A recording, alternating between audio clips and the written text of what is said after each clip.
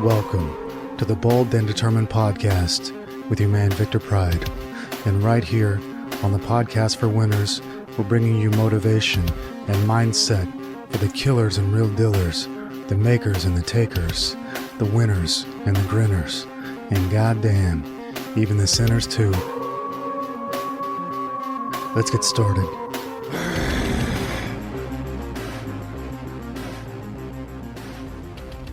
Ho, ho, ho! Merry Christmas! Old Saint Vic here, bringing you another edition of the Bold and Determined Podcast with your man, Old Saint Vic. I've got some special messages for you, my friends, before we get into today's show. As it is Christmas week, I want you to know that you can expect a shorter podcast today. And we are going to go back to the way it was in the past. And what I mean by that is we are going to go back to one podcast episode per week, which is going to drop on Thursdays. As you know, a couple of weeks ago, we changed the format of the show from once a week on Thursdays to twice a week on Mondays and Thursdays. Well, guess what? We're going back to how things used to be. You can expect one B&D podcast episode every week on Thursday from now on. But I've got to tell you, you cannot expect a Christmas podcast episode this Thursday. So this week and this week only, you can expect just a Monday podcast. Starting next week, starting January 3rd, you can expect the B&D podcast at its regular time on Thursday. Why are we doing this? The answer is very simple. Old Saint Vic does not like to talk so much. Old Saint Vic is a doer and not a talker. And the more I talk, well, good golly gosh, the less I'm able to do for you. So I would like to make the show better and not worse. And the way that we can make it better is by letting the thoughts and letting the ideas for the new episodes simmer for 1 week and let them simmer to perfection. When you open your mouth to talk too quickly, you don't give yourself the time necessary to really think about what you want to say. Sometimes procrastination is actually preparation. So we are going back to one episode per week on Thursday from now on. But this is Christmas week, so it's a little bit different. But starting in the beginning of the year, 2019, which I am very, very excited for. I don't know about you, my friends, but I have a very great excitement for 2019. I feel a great energy in the air for 2019, and I cannot wait to hit the ground running in 2019. Number 2 announcement, if you are trying to get shredded in the new year, I've got some great news for you. My man John Doe Bodybuilding is releasing the ultimate bodybuilding ebook that is going to get you shredded beyond your wildest dreams. It's called Shredded Ops, Building the Extreme Physique, and it is going to drop on January 1st. So if you want to get shredded in the new year, the first thing you want to do on January 1st is to buy Shredded Ops, Building the Extreme Physique by John Doe Bodybuilding, because, oh boy, the most shredded I ever got in my life is when I let John Doe Bodybuilding take the reins. So I know for a fact that if you want to get shredded, John Doe Bodybuilding is the way to go. So check out Shredded Ops, Building the Extreme Physique on January 1st. And then a mere 2 weeks after that, on January 14th, can you guess what comes out? The Monk Mode ebook program comes out on January 14th. You've heard me talk about Monk Mode for a month or even longer. Monk Mode is the incredible way I'm able to get so much done in such a short period of time that I'm able to live on the profits for many years after. So look for Monk Mode on January 14, which falls on a Tuesday. Message number 3. If you want to start a new blog in the new year, you can rest assured that badnet.com is open and ready to start your blog for you during the Christmas holidays. So if you have been waiting to start your blog, and if you're waiting for the new year, don't wait. Get a head start on the competition, and you can have your blog started for you while you are enjoying your Christmas holidays.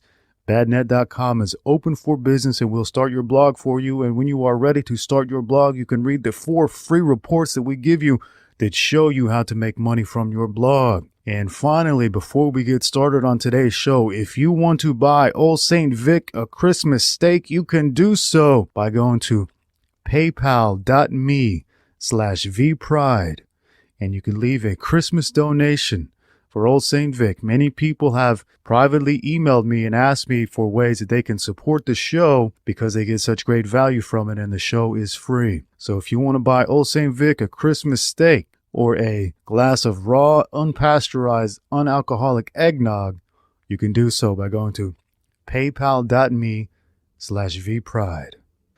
Wolf asked us, what is the true meaning of Christmas?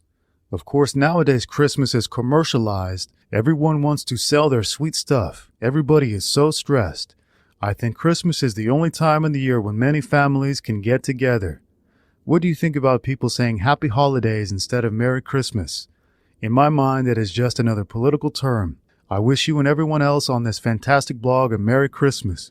I wish everyone a Merry Christmas as well. I love Christmas. It's my favorite time of year. And the meaning of Christmas is not about buying presents, though that is nice. The meaning of Christmas is getting together and spending time with your loved ones and letting them know how much you care, and spreading around the Christmas cheer, and setting aside differences in the family, and setting aside past heartaches, and setting aside the things that really don't matter, because the thing that matters in this life is your family, your community, your friends, all of your loved ones.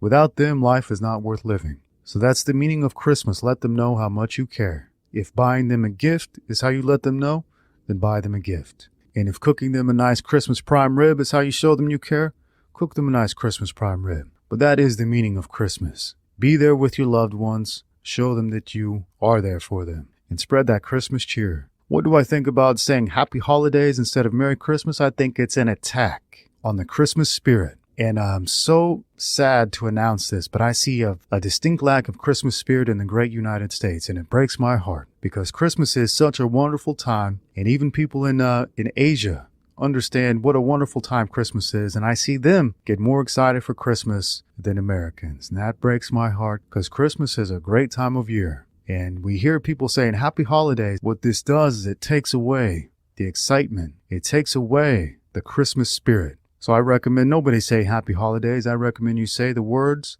that matter. And those words are Merry Christmas. Tell everybody you see, ho, ho, ho, Merry Christmas. And put a smile on their face. Drew asks, Victor, I do have to thank you for this podcast. Even though I do not know you or the other listeners, I feel like we are all connected somehow. I am in my early 20s, and everyone my age has completely lost touch with reality. So thank you for providing a platform for young guys like me trying to find their way. I would also like to give a 10 out of 10 review regarding Red Growth and Red PCT 2.0. I am currently visiting friends and family for the holidays, and I have gotten questions such as, are you on steroids? What happened to you? I didn't even recognize you. He goes on to say, my skin, hair, and eyes are so much healthier from the carnivore diet and no fat. Do this in conjunction with Red Growth and you will be shocked at what happens to your physical appearance. Thank you, Drew, for sharing your experience on Red Growth, Red PCT 2.0, carnivore diet, and no fat. Everything I try to bring to you, my friendly friends, is designed to help you and designed to give you more confidence, more strength, more mental clarity, better health. All of these things that I've found that work for myself, I simply bring them to you. Call me Old St. Vic. Joseph asks, my life has significantly improved recently. I have been eating a carnivore diet for a year, which cured all my health issues, including those that my doctor said could not be cured. I quit porn and masturbation and fixed my dead libido and erectile dysfunction. I fixed my embarrassingly low testosterone levels with an intelligent TRT program. I built a body through consistent and disciplined exercise. And I found mental peace and clarity by limiting all of my social media accounts and getting rid of my smartphone. As someone on a similar path as myself, what are some other lifestyle changes you've found that have this same life-changing power? Whether it's things you eliminate, like plant foods, porn, or social media, or things you add, like exercise. Ooh, great question, my friendly friend. What are some things that have made a profound effect and given me life-changing power? I do document all of those things in the upcoming Monk Mode program. One of those things is stretching. One of those things is blessing my food. One of those things is eating less often, but eating more. One of those things is eliminating all of the dopamine-producing agents from life that give you short-term pleasure and long-term pain. One of those things is just being so doggone grateful for what I have. And that includes having you, my friends, because without you, I don't even want to think about it. In fact, it is you, dear listener and dear reader of the B&D, that make my life so wonderful. So thank you. And in regarding the lifestyle changes, the biggest lifestyle change I have made in the past 7 or 8 years that has made the biggest difference is the Monk Mode program. This was a profound change for the better in my life. And I believe in it so much that when it comes out, I'll give you a 2-month guarantee that if it doesn't change your life, just ask for a refund and you will get it. The General Monk Mode program is 30 days. So that gives you 30 days to follow the program, 30 days to gauge the results for yourself. If you don't like it, ask for a refund and ye shall get it. Bill asks, why do you think humans began drinking alcohol, drinking coffee, and smoking tobacco originally? That's a great question, and I do often wonder these things. Regarding alcohol, I believe that our ancestors did drink alcohol as part of a spiritual ritual or as part of a religious or spiritual ceremony. Now, I do not think that our ancestors drank alcohol every day, but I do believe they had to imbibe here and there. For example, maybe on Yule, which is the previous version of Christmas. Maybe they had a little mead or a little grog. Now, over time, and with the advancements in civilization, people lost touch with nature. They lost touch with spiritual practices. And with the daily drudgery of daily life, I believe they began to drink alcohol more and more just to find some sort of release. That is the reason most people drink alcohol today. They are looking for some sort of release. They are looking to fill the void somehow. And alcohol is that solution for many people. Drinking coffee, I believe they started drinking coffee because it gets you a little bit high. It gives you what you perceive as energy. Even though the first time you drink it, it makes your heart race. It doesn't feel good. But just like any drug, you don't like it the first time, the second time, the third time, the fourth time. But the more you do it, the more you like it. And coffee, I believe, was actually invented in Turkey and then exported throughout the world. Coffee is actually a new thing in the lifespan of the human. Just a few hundred years old, I believe. So definitely a very new thing. Regarding smoking tobacco, it's the same thing. The first time you ever smoked a cigarette, you didn't like it. But the 10th time, you loved it and you were addicted. So the reason people do these things is because they have very, very addictive properties. And even though the first time you drank coffee, you didn't like it. Even though the first time you drank beer, you didn't like it. Even though the first time you smoked a cigarette, you didn't like it. They have addictive properties and you keep getting drawn back into them. You keep wanting more because they create the problems that they then fix. An alcoholic will get the shakes unless he drinks more alcohol. Coffee drinkers will get a headache unless they drink more coffee. Tobacco smokers will get anxiety unless they smoke more tobacco. So it's a never-ending loop. So why did people begin doing these things in the first place? They were just curious. They just wanted to know what would happen. And they figured out. If you drink alcohol, you get drunk. If you drink coffee, you get a buzz. If you smoke tobacco, you get a buzz.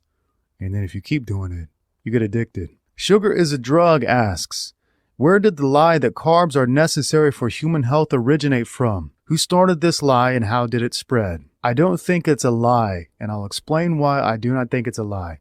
Because people actually believe it. If somebody believes something, for example, if they believe that carbohydrates are necessary for human health and they tell you that, they're not lying. They're being honest. They just don't know the reality. And the reality is that carbohydrates do not exist in nature in abundance. We might stumble upon some berries in July. We might stumble upon some honey here and there. But the bulk of our diet would never in a million years, and I mean that literally, not in a million years, and I mean in a million years, our diet would not consist of large amounts of carbohydrates.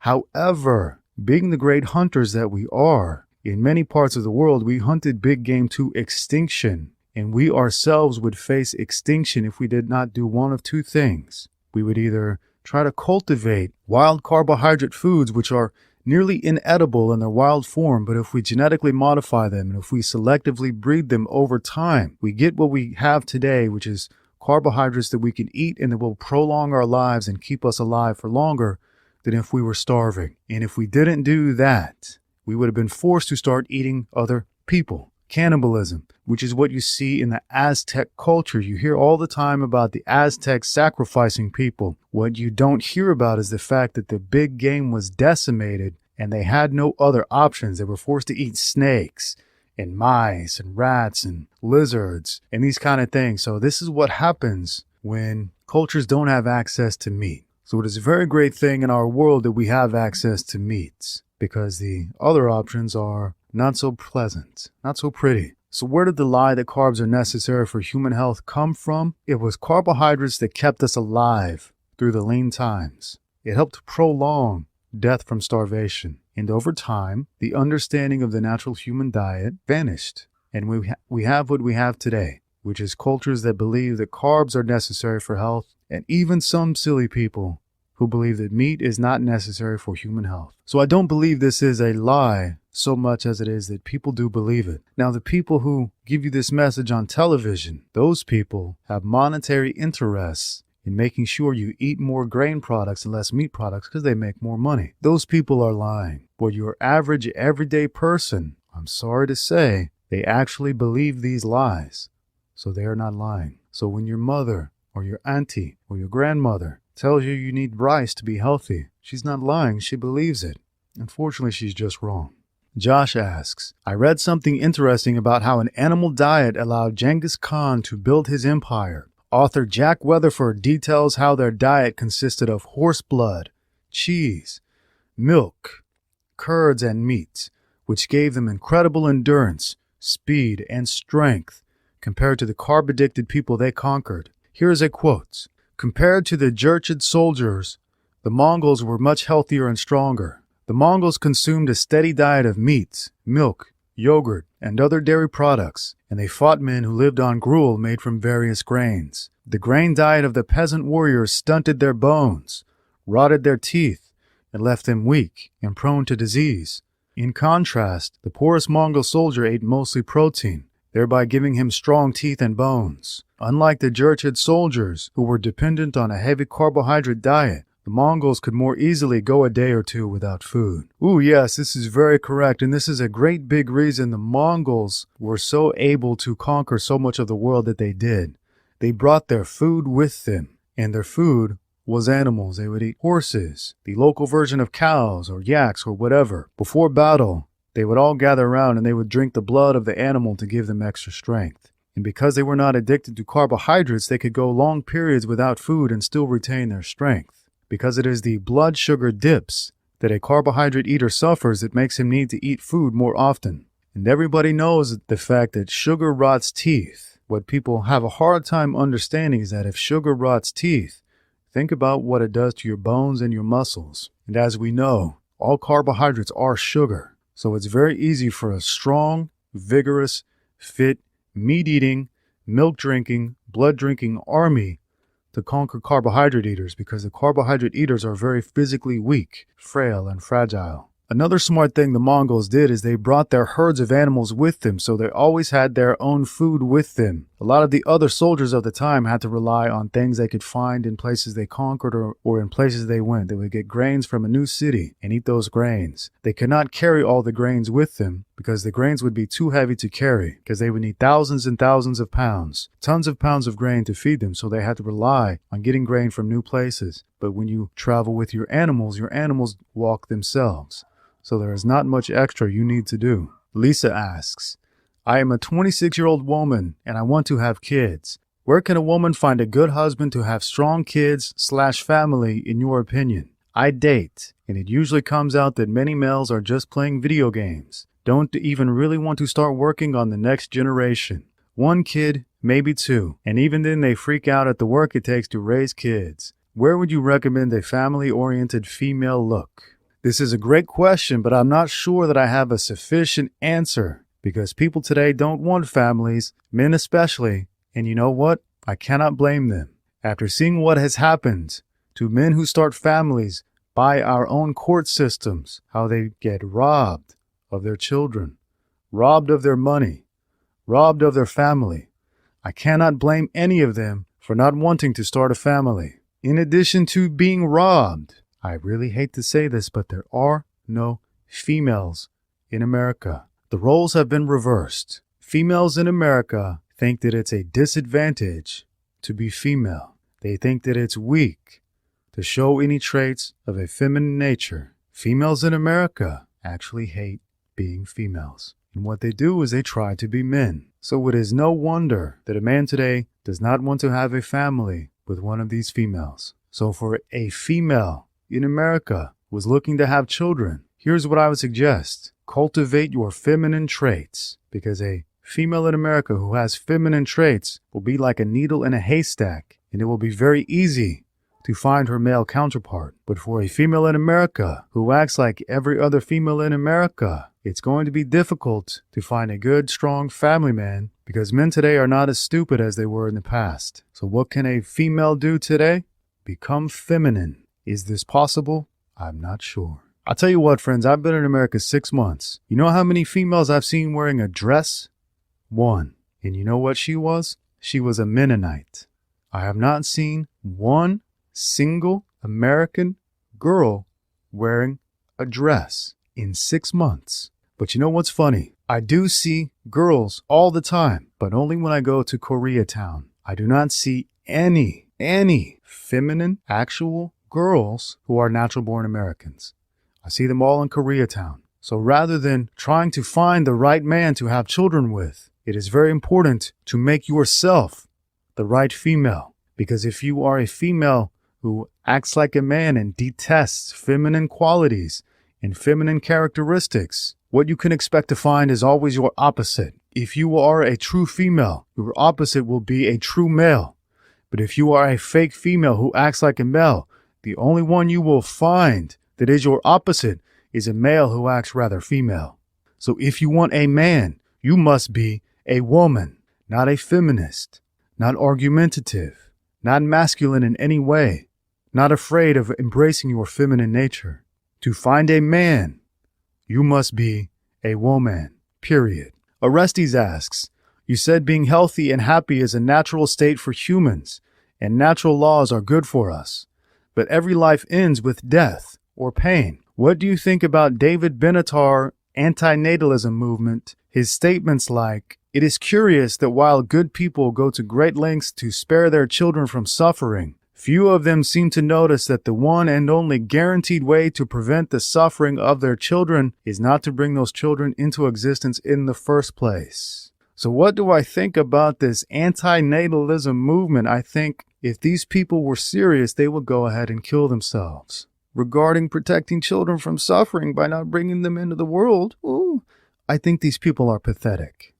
100% pathetic. People who say that life is so painful and the only way out is to not bring children.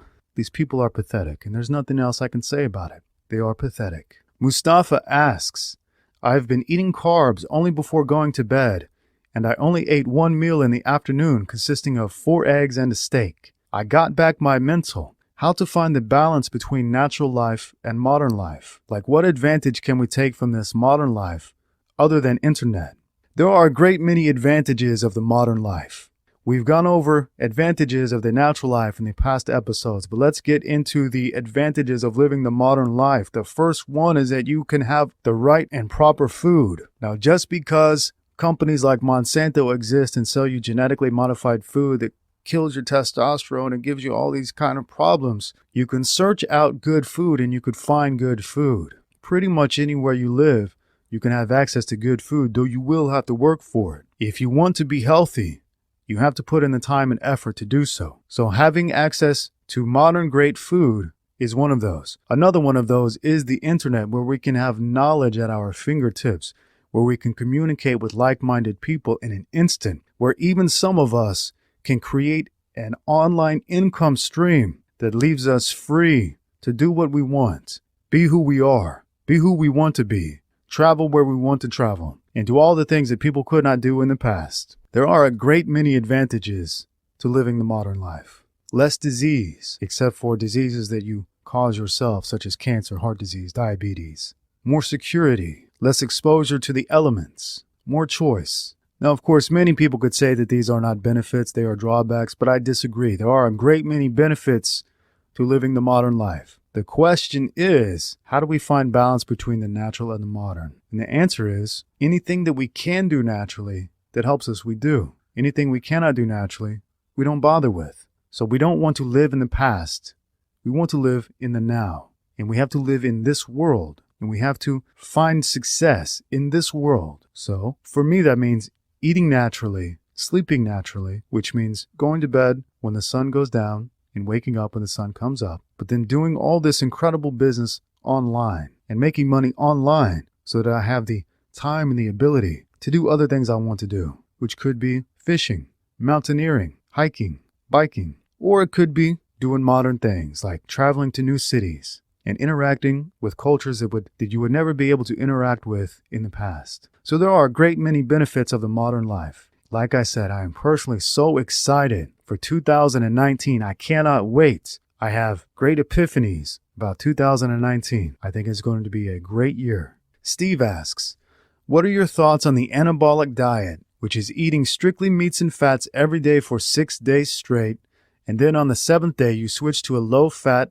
low-protein, high-carb day for an insulin spike to increase growth hormone, then switch back to meat and fats? Okay. On paper, this diet is very good. On paper, it makes a lot of sense. You spend 6 days eating the right foods, and on the 7th day, you have a high sugary food, which spikes your insulin, and you are able to gain more body weight. The problem comes in with the simple fact that after you eat a high sugary meal, you have constant cravings for more sugar for at least 3 days after. So, if you eat 6 days, no sugar, only meat and fat, and then on the 7th day you have a high sugar meal, that means for the next 3 days, you are going to have very, very strong cravings for sugar. So this is not a long-term diet. It is not capable of being a long-term diet. As a short-term diet, it's very good. As a long-term lifestyle change, it is no good, because there is no person in the world who's going to be able to eat only 52 cheat meals of sugar per year, because the cravings for sugar are so strong. They're 8 times stronger than cravings for cocaine, for example. That you might be able to do it for a month, but eventually the cravings are going to get the better of you. And you're going to start eating more sugar and more sugar and more sugar every week. So if a person wants to follow a carnivore style diet but also eat cheat meals, I'm going to do one better for you. Rather than having a cheat meal every 7 days, you could actually have a cheat meal every 3.5 days. You are constantly going to be fighting the cravings anyway, so you might as well have those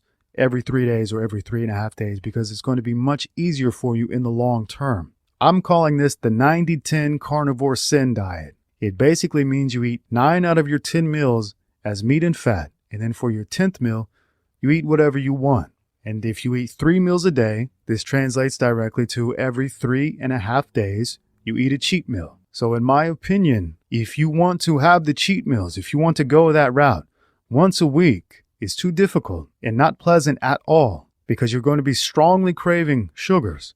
So if you're going to be strongly craving sugars anyways, you may as well give yourself those sugars every 3 or 3.5 days or every 10th meal. So I'm calling that the 90-10 carnivore sin diet. 90% of your food you eat right, which is carnivore. 10% of your food is sin, which is the sugar. Jesus Sotelo asks, hey Vic, what is your opinion on building an online business only through podcast? I feel I communicate better through spoken word over blogging. I also know myself, and I am more consistent with podcasts over blogging. Podcast is a very viable online business option. There are 3 great options for an online business if you are basing the business on your personality. Those are blogging, vlogging, and podcasting. So a podcast-only method is very good. One does not need to both podcast and blog to get great results. One may podcast and get tremendous results. For example, Joe Rogan, making millions of dollars a year through his podcast. Some podcasts I listen to have Patreon accounts where they make $50,000 a month for their podcast. So the podcast method is very viable, very doable. And if you feel you speak better than you write, then go for it. Michael asks, for those of us who don't want drugs or supplements, is it better for us to be lean but skinny or big with some body fat? What is better for health, longevity, energy, and life? Okay, if you don't want to take any drugs or supplements, the best way to be is natural. If you're going to be natural, that means you don't have a say in being lean or skinny or big with body fat. Being natural means eating a mostly carnivorous diet. And when you eat a mostly carnivorous diet, your body is going to metamorphosize into the way that it wants to be. And generally, that is going to be leaner, a little bit skinnier, but actually more muscular and stronger than somebody who is stuffing their face with carbohydrates and has a Pillsbury Doughboy body. So the answer is, it's better to be your natural weight, whatever that is. But if you eat the natural diet, your natural weight is going to be rather lean, because this is the way nature wants you to be, mostly lean with some body fat. That's the best way to be. Ben Zealander asks, "Hi Vic, is it better to start over with the website if you realize there are a lot of beginner mistakes in your first website? Also, if your readership is not growing and start a new blog, doing it pro from the get-go? Or would you totally revise the blog and revise every little word and sentence?" I would start over, because your first blog, even your first 2 or 3 blogs, are your learning curve. You learn what to do and what not to do, and it is usually on your 3rd or 4th attempt that you start the right one. So B&D was not my first blog, it was my 4th blog, actually. So I would recommend fully starting over. Start again, do it pro from the get-go. Sebas asks, "Hello Vic, we already know that pornography ruins our minds, but I've started to think that horror films and violent movies have similar ill effects. What do you think?" I think that is probably true. How can it be possible to see violence and torture and death and not have it affect you? We know people who go to war are very affected by it. So why wouldn't people who see it? Because the mind lacks the inability to understand that what you're seeing on the TV screen is not real. That's why when you see a horror film and something scares you, you might jump or scare, your heart will start racing. The mind sees it as real. And in fact, a great many people in America have post-traumatic stress disorder. From what? Most people in America didn't go to war. So what do they get it from? I feel they get it from a great many things. And media, movies, even music. These are some of the things that have similar ill effects. Tyler asks, "Hey Vic, I want to move out to a cabin to hunt and fish, but I think the isolation will drive me crazy. Any suggestions how I can live a more natural life? I'm a carnivore and a badass, but my spirit is undeveloped. Is it too crowded to grow spiritually in the city?" Ooh, a couple of great questions there. If you think the isolation will drive you crazy if you move out to a cabin, then I suggest don't move out to a cabin. If you think the isolation will drive you crazy, it probably will. Is the city too crowded to grow spiritually? I don't think so. I think if you fully dive into the modern life, which is consumerism and the buy mentality, then you will have no room for spirituality. But if you keep your natural sensibilities and happen to live in the city at the same time, then there is no block for your finding your true spirituality. But if your entire goal in life is to go buy new things, you're going to be too busy killing your spirit to develop your spirit. The modern life and the modern cities can easily kill your spirit. But guess what? Only if you let it. Just like a vampire, it has to be given permission to enter. Otherwise, it cannot enter. So if you keep your mind strong, it does not matter whether you live in the city, the country, a cabin, or here or there. The mind is everything. What you think you become. VM asks, "You said you want to live in the mountains in your vlog on your YouTube channel. If you would stay in America, why don't you get a van, put a bed in there, and travel America visiting all the nice nature areas?" Ooh, that's actually a really fun idea. And I have seen many of those YouTube channels where the people drive to different national parks and live in their van. So I would have no issues doing that for a period of time. It does seem like a lot of fun. The only reason I don't is because the gas in America in a van is so incredibly expensive, I just haven't gotten around to it. I know when I travel in my Chevy Tahoe, I'm spending an arm and a leg on gasoline. And I don't like spending all that money just to drive. So there you go. That's my dilemma. I don't want to spend so much money. But the idea is solid. The idea is good. See all the wonderful areas of nature, and you have a bed and a vehicle. And many of these vans also have kitchens. So you would not need to waste money on hotel rooms or Airbnbs. So the idea is very good. I would love to do something like it in the future, and we'll see what happens. Money Study asks, "If you had kids, how would you show them the best of the world while preventing them from becoming spoiled and entitled?" Okay, if I had kids, I would not put them in public school. I would not put them in any school. I would not outsource the education of my own children to people who do not have their best interest at heart.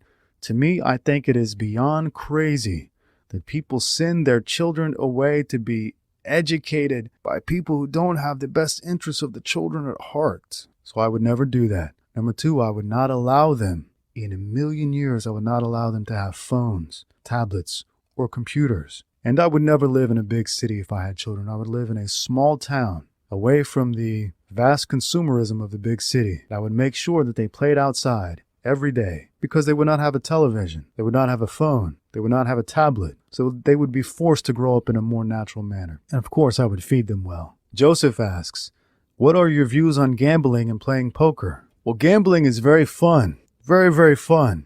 Gives you a nice adrenaline rush. But there is one rule in Vegas you can be sure of. The house always wins. The gambler always loses in the end. Regarding playing poker, poker is very fun. All card games I find to be very fun. Understanding how to play poker can show you how to read people. So understanding the basics of poker, of course you have to understand the basic rules of the game. But more than that, you have to read your opponent, because it's a game of lying and deceit. So you have to look for tells about people who are lying and being deceitful. And if you can read people in poker, you can read people in real life. So poker is a very great skill to have. Steve asks, Vic, what are your thoughts on combining a new YouTube channel with a blog? In other words, each article you write, you would have a video version on the topic as well, or vice versa. I currently have a very small YouTube channel that I just started. I would like to write as well as produce video content. I believe this is the future of blogging and vlogging. And actually, there are many people today who combine a blog with their YouTube channel. So it's a very, very good idea. And it is in practice today by some very strong bloggers and vloggers. So it is a very fantastic idea. They can read your words, but then when they can see you, look at you, hear you, you develop a deeper connection with your audience. So it is a very smart business move. It's a very smart way to help your blog grow as well as to help your YouTube channel grow. So it is a very good thing to do. Bill asks, what are your vices and what are your virtues? My vices? I'm too nice. I'm too giving. I'm too caring.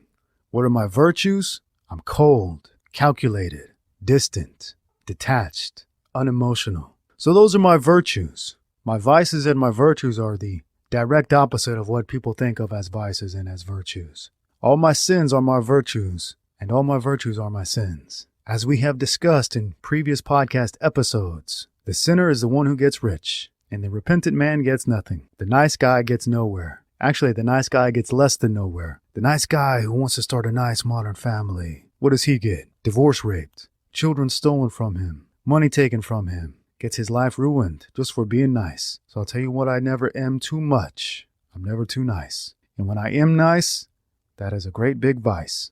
And our last question comes from Spencer. He says, hey Vic, I love your work. I have an important question. I'm very interested in red growth, but I am currently an NCAA college athlete. Can I take this stuff without popping on the drug tests that have become very strict in recent years? Not sure if you've dealt with this before, but any info would be awesome. If you are a professional or amateur athlete who is tested, you will not be able to use red growth because you will pop on the test. Red growth is a supplement that actually works, and because it actually works, it is usually banned by the doping and testing facilities. So if you are an NCAA college athlete, I would recommend you do not use red growth because it will help you tremendously, but you will pop on a test for it. And on that note, my friendly friends, this has been the Christmas episode of the Bold and Determined podcast. Don't forget a couple of things. There is not going to be another episode this week. You can expect the next episode of the B&D podcast on Thursday, January 3rd. And from every week forward, you can expect a B&D podcast every Thursday. If you want to buy Old St. Vic a Christmas steak or some Christmas eggnog, you can do so by going to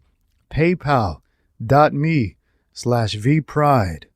As always, if you enjoy the B&D podcast, leave a 5-star rating at iTunes. And before we go, friends, I want to read you a nice Christmas poem. 'Twas the night before Christmas, when all through the house not a creature was stirring, not even a mouse. The stockings were hung by the chimney with care, in hopes that old St. Vic would soon be there. The children were nestled all snug in their beds, while visions of sugar plums danced in their heads. And Mamma in her kerchief and I in my cap had just settled our brains for a long winter's nap, when out on the lawn there arose such a clatter. I sprang from the bed to see what was the matter. Away to the window I flew like a flash, tore open the shutters, and threw up the sash. The moon on the breast of the new-fallen snow gave the luster of midday to objects below, when what to my wondering eyes should appear but a miniature sleigh and 8 tiny reindeer, with a little old driver, so lively and quick. I knew in a moment it must be St. Vic. More rapid than eagles, his coursers they came, and he whistled and shouted, and called them by name.